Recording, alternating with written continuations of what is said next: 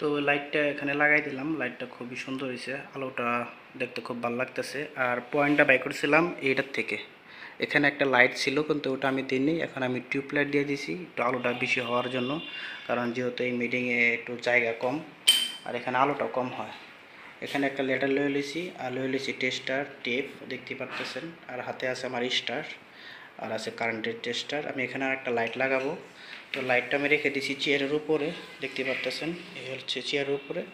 আর এই হচ্ছে ফ্রেমটা, এটা দেওয়ালে ছিল এইভাবে, এটা এইভাবে দেওয়ালে থাকে, এইভাবে দেওয়ালে থাকে কিন্তু আমি এখন খুলে জাস্ট নাটটা খুলে এখন আমি এভাবে রাখছি। এটা আমি এখানে টিউবলাইট লাগাই দেব, দেখতে খুবই সুন্দর লাগবে, যেহেতু ওটাও দিছি এইভাবে, দেখতে খুবই ভালো লাগতেছে।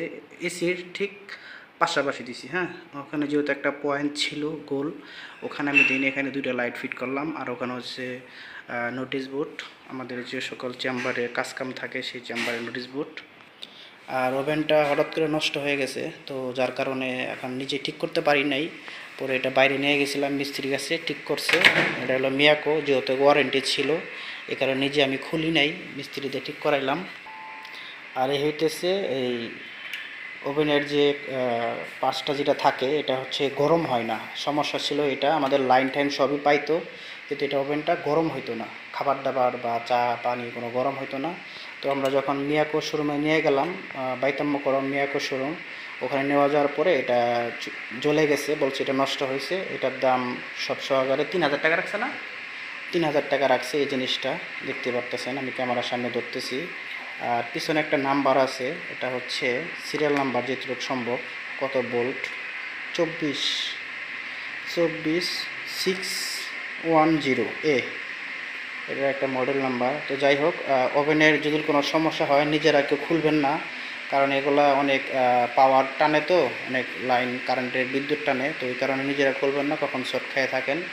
তো যতটুকু সম্ভব যে দোকান থেকে কেনার পরে শোরুমে নিয়ে যাবেন, শোরুম থেকে তারা ঠিকঠাক করে দেবে। আর যেহেতু আমার অফিসে একটু কাজ ছিল, লাইট লাগানো আমি নিজে লাগাইতাছি, এই যে দেখাইলাম আপনাদের সব, আমি সব কিছু খুলে ফেলছি, খুলে এখন নিজে আমি লাগাইতাছি, কারণ নিজে ইলেকট্রিক কাজ জানি দিকে বিদায় করতেছিলাম, এই যে সব কিছু খুললাম। এখন এটা আবার ওয়ালে লাগাবো। আর এই লাইট টেনে রাখা আছে, এখানে যন্ত্রপাতি রাখা আছে, এখানেও যন্ত্রপাতি রাখা ছিল, ওটা লাগানো হয়েছে ওয়ালে, আর বাকিটা আমি লাগাবো, লাগানোর পরে দেখিয়ে দেবো। তো আমার ভিডিওটা বেশি বেশি করে দেখবেন, লাইক কমেন্ট শেয়ার করবেন। তো সবাই ভালো থাকেন, সুস্থ থাকেন। আর ওভেনটা দিব, এখানে ওভেনটা ছিল, এটা হচ্ছে ফ্রিজ, এখানে ওভেনটা ছিল, এখানে লাইন আছে, আমি লাইনটা আবার চেক করবো যে এখানে কোনো লাইনের সমস্যা আছে কিনা, তারপর আমি ওভেনটা বসাবো। রাফসান ভাই কি চা খাচ্ছেন? ঠিক আছে খান। তো তাহলে আমি টিউবলাইটটা লাগাই ফেলাই, হ্যাঁ একটা লাগানো হয়েছে আর একটা আছে, ঠিক আছে।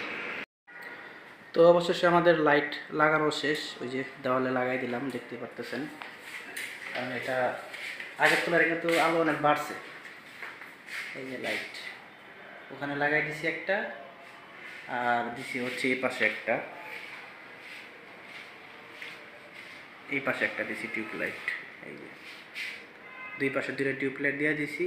এখন মোটামুটি আমাদের যে বুট মিটিংটা রুমটা, এটা মোটামুটি আলো এখন বেশি হয়েছে, এখন যে কোনো প্রোগ্রাম করলে আলোটা সুন্দর একটা আলো দিবে। আর এটার পাশাপাশি যে আমাদের যখন প্রোগ্রাম হয়, যখন আমরা কোনো ছবি টবি তুলি তখন ক্লিয়ার হবে, হ্যাঁ সবাই ফেসটা ক্লিয়ার আসবে, সুবিধা হবে। তো আমাদের সব কিছু লাগানো শেষ, দেখতেই পারলেন। আমরা এখন যন্ত্রপাতিগুলো সব গুছাবো, কারণ যন্ত্রপাতি এত আসলে কিছু লাগে না, তারপরে যন্ত্রপাতি যেহেতু বেশি ছিল এই কারণে সবই নেওয়া। তো সবাই ভালো থাকেন, সুস্থ থাকেন, সবার প্রতি দোয়া রইল।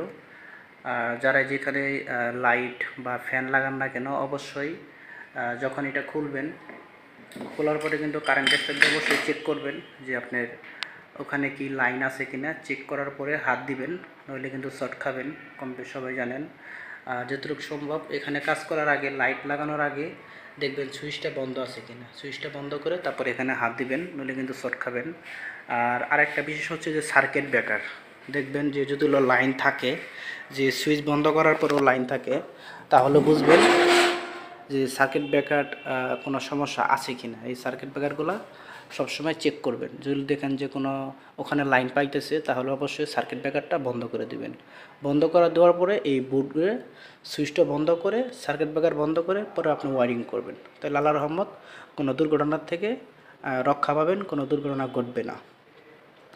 আর যদি দেখেন যে না আমার সার্কিট ব্রেকার হাত দেওয়া লাগতেছে না, সুইচটা বন্ধ করলেই আমার লাইটটা বন্ধ হচ্ছে, তাহলে সুইচ বন্ধ করেই কাজ করতে পারবেন, তাহলে লাইন থাকবে না। আর যদি দেখেন না সুইচ বন্ধ করার পরও ওখানে লাইন থাকে, তাহলে অবশ্যই সার্কিট ব্রেকার বন্ধ করবেন। এটা সবসময় মাথায় রাখবেন। এটা হচ্ছে ডিবি বোর্ড, এটা এখানে সার্কিট সব রকমের ওয়ারিং যত আমাদের এই ফ্ল্যাটে আছে সব ওয়ারিংয়ের লাইন হ্যাঁ। এটা হলো মেন সার্কিট ব্রেকার, জেনারেটর, এমনকি বিদ্যুৎ। আর এখান থেকে বাকি সব সাপ্লাই হয়েছে। যখন কোনো জায়গায় ফায়ার করে অবশ্যই সার্কিট ব্রেকার টিপ পড়ে। তো সবাই ভালো থাকেন, সুস্থ থাকেন, সবার প্রতি দোয়া রইল। আর আমাদের ভিডিওটা বেশি বেশি করে দেখবেন, লাইক কমেন্ট শেয়ার করবেন। তো সবাই ভালো থাকেন, সুস্থ থাকেন। আসসালামু আলাইকুম।